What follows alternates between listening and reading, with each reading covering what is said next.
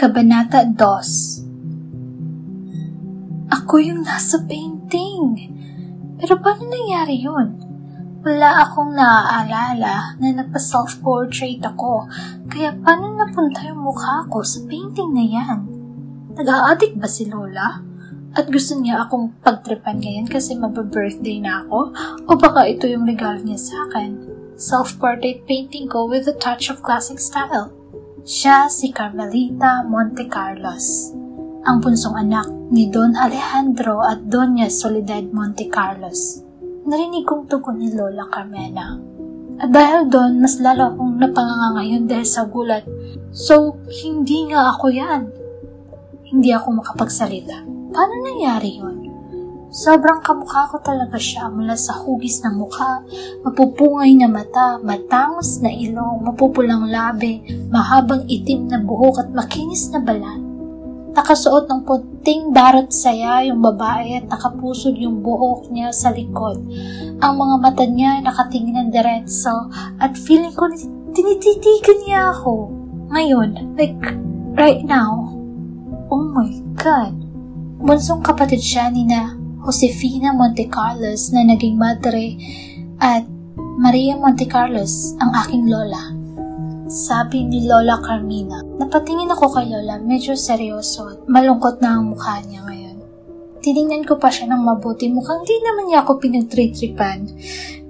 Pero teka, so ibig sabihin kay Maria Montecarlos nagsimula ang lahi namin. Pero bakit ang kapatid niya na si Carmelita ang kamukha ko? Hindi naman siya ang lola ko sa talampakan. Like, may ganun ba? Lola, bakit po kamukha ko siya? Tanong ko. Sa wakas nakapagsalita na din ako. Grabe. Mababaliw na ata ako. Siguro kung kahawig kami, maiintindihan ko pa. Pero yung super magka-lookalike talaga kami, ibang usapan na yun.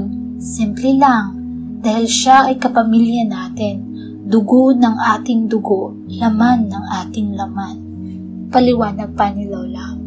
Napag-aralan ko naman yung genetics ng high school. Oo, magkamag-anak kami, magkalapit ang DNA at genes namin, pero paano nangyari na sobrang magkamukha kami? Kung may photoshopped noong unang panahon, magigets ko pa eh. Namatay siya nung kasing edad mo pa lamang siya. Sabi pa ni Lola. Mas lalong nanlaki ang mga mata ko. What? Ibig sabihin namatay siya ng maaga as in 20 pa lang siya nung namatay? What? Anong nangyari sa kanya? Tanong ko. Hindi ko alam pero feeling ko dapat kong malaman kung sino siya at kung anong nangyari sa kanya. Parang gusto na sumabog ng utak ko dahil hindi ako makapaniwala sa mga nalalaman ko. Teka, baka mamamatay din ako at the age of 20? No way! Huwag kang mag-alala. Mabubuhay ka pa ng mas matagal kasi sa kanya. Masyado lang siya nabulag sa pag-ibig kaya niya sinapit ang lahat ng iyon. Sabi pa ni Lola. Nababasa ni Lola yung mga thoughts ko. Like yung nasa utak ko. My goodness! Pero tama, sabi nga sa kanta, too much love will kill you. Maya-maya lang lumapit si Lola sa akin. Natatakot tuloy ako baka biglang magbago ang anyo niya at maging siya yung babaeng nasa painting. Oh my gosh! Ano kayang gagawin ko pag nakaharap ko ang babaeng sobrang kamukha ko na nabuhay nung unang panahon? Magtatalo siguro kami kung sino mas maganda sa aming dalawa. Pinaupo ako ni Lola Carmena sa isang sofa sa gilid ko at umupo naman siya sa tabi ko. Nasa tapat namin ngayon ang mahiwagang painting. 124 na taon din ang hinintay ng tadhana para mangyari ito. Handa ka na ba malaman ang kwento sa likod ng painting na ito? Tanong sa akin ni Lola. Nakatitig siya ngayon sa mga mata ko at hinawakan niya ang kamay ko. So mag-storytelling kami ngayon?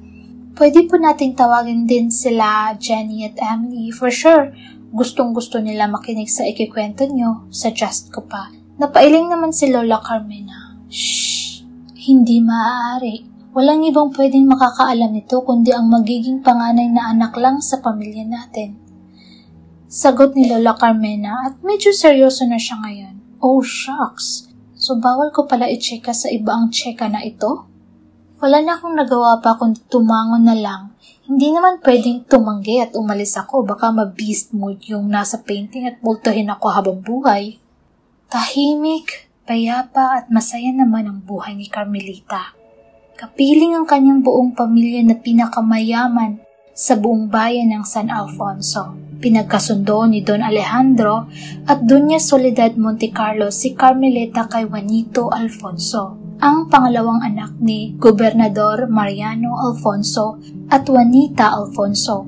Ang pamilyang Alfonso ang pinakamaimpluwensyang pamilya at namumuno ng ilang daang taon na dito sa bayan ng San Alfonso. Sabi ni Lola, parang nandun siya nung mga panahon na yon dahil sa linaw ng pananalita niya. Nahulog naman ang loob ni Carmelita at Juanito sa isa't isa kaya hindi naging mahirap ang mga pagkakasundo sa kanila, pero nagbago ang lahat nang pinatay si Juanito sa araw mismo ng kasal nila. Walang nakakaalam kung bakit siya pinatay. Makalipas lamang ang isang linggo, nagpakamatay din si Carmelita. Nagpakalunod siya sa lawa ng luha na sakop ng hasyenda nila. Paliwanag ni Lola. Ang lungkot naman ang nangyari sa kanila. Parang Romeo at Juliet lang. Alam mo ba, Apo, nung una kitang makita kanina, inakala ko na ikaw si Carmelita, ang bunsong babaeng kapatid ng aking lola na nasa painting na ito. Naaalala ko pa nga nung una sa aking ikinuwento ni Lola ang masaklap na kwento ng kanyang kapatid. Nandito din kami sa kwartong ito sa harap ng painting na iyan. Dagdag pa ni Lola Carmina. Napaisip tuloy ako, siguro hindi na ikwento ni Lola Carmina kay Mami yung tungkol sa love story ni Carmelita at Juanito kasi halos sa Manila na din lumaki si Mami. Siguro nga hindi nagkataon ang lahat na magkamukha kayo ni Carmelita dahil pareho rin kayo ng araw ng kapanganakan. Pinanganak siya noong February 29, 1872 at namatay siya makalipas lamang ang isang linggo matapos mapatay si Juanito. Sabi ni Lola, February 29, 1996 ako pinanganak. What a coincidence! Ilang saglit lang may isang lumang diary na inabot sa akin si Lola Carmina. Diary ito ni Carmelita. Basahin mo para mas lalo mong maintindihan ang kwento nila, sabi pa ni Lola. Kinuha ko naman yung diary sa kamay niya. Medyo loma, makapal at maalikabok yung diary. 124 years old na siguro to. Ibinigay ni Lola Maria ang diary na yan sa kanyang babaeng anak na pinangalanan niyang Carmen na hango sa pangalan ni Carmelita. Si Carmen ang aking ina. Ang buo ko namang pangalan ay Carmina at ang ipinangalan ko naman sa iyong mami ay Carmenia. At ikaw naman si Carmela. Paliwanag pa ni Lola tapos tumayo siya at tumitig doon sa painting. Mahigpit na bilin ni Maria Montecarlos na ihango ang pangalan ni Carmelita, ang bawat babaeng panganay na ipapanganak sa ating lahi. Pero kahit isa sa amin walang pinanganak sa araw kung saan sumasapit lamang sa loob ng 4 na taon. Sabi pa ni Lola Carmina, ang ibig ba niyang sabihin ay ang February 29th? Kada 4 na taon lang kasi nagkakaroon ng 29th of February or leap day year. Si Lola Carmen, si Lola Carmena, si Mami Carmenia, at ako, si Carmela. Lahat kami gustong iugnay ni Lola Maria sa kanyang kapatid na si Carmelita at hindi nga siya nabigo dahil nandito na ako ngayon. Si Carmela Isabella na galing pa din sa lahi ng mga Montecarlos at pinanganak noong February 29, 1996. Gosh, ngayon alam ko na kung bakit Carmela ang pinangalan sa akin. Ang kikay-kikay ko tapos Carmela ang pangalan ko? Pang sinauna. Justice. Napabuntong hininga na lang ako ng malalim habang nakahiga na ngayon sa kama dito sa kwarto. 8:20 p.m. na. Bukod sa hindi ako makatulog dahil sa mga kwento ni Lola, napatingin ako dun sa binigay niyang diary. May nakasulat sa front page ng diary na ang pag-iibigan natin ay muling maisusulat sa araw ng ika-4 na pagkakataon. Ang pag-iibigan natin ay muling maisusulat sa araw ng ika-4 na pagkakataon. Ang pag-iibigan natin ay muling maisusulat sa araw ng ika-4 na pagkakataon. 3 beses ko yung binasa. Ang dami namang talinghaga sa diary na to. Hindi pa naman ako madaling makaintindi sa mga ganun. Natatakot din akong buksan, baka lumabas yung mga multo doon sa notebook na yun. At higit sa lahat, tinatama din ako magbasa. Hindi kasi ako mahilig magbasa ng mga libro.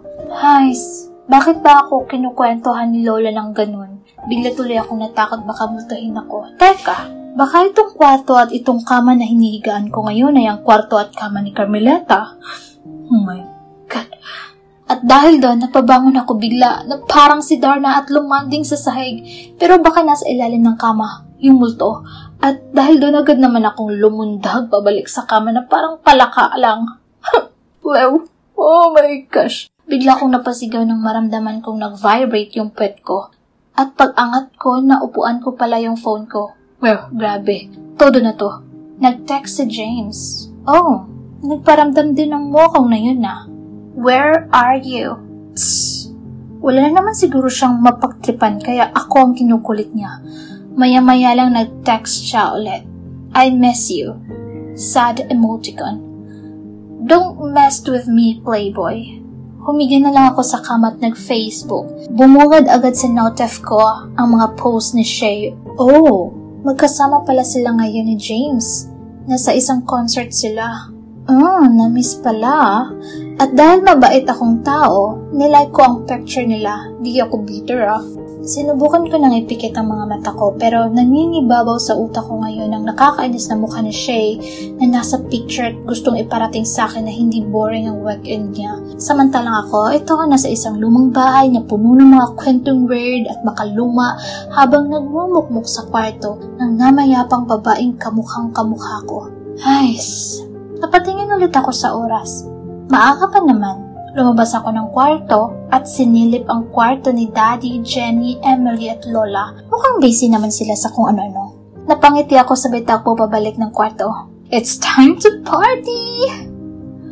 1 vodka please? Sabi ko sa bartender at naupo na. Hindi naman ako nahirapan sa pagtakas sa bahay. Wala namang mga bantay sa bahay ni Lola. Yung bakod lang talaga ang sobrang hirap akitin. Buti na lang sanay naman na ako sa mga ganun. Dapat siguro sumanib na ako sa mga akit bakod gang. Hindi rin naman ako nahirapan makarating sa bar na ito. Isang click lang ng Google Map with the help of manang taxi driver. Tada! Nandito na ako sa YOLO Restaurant and Bar. 9 p.m. pa lang naman, siguro mga 3 a.m. uuwi na ako. Thanks! Sabi ko pagkaabot ng bartender ng drinks ko. Pero syempre bago ko inumin, selfie muna, pang Instagram. Mamatay din sana ngayon sa inggit sa Shay.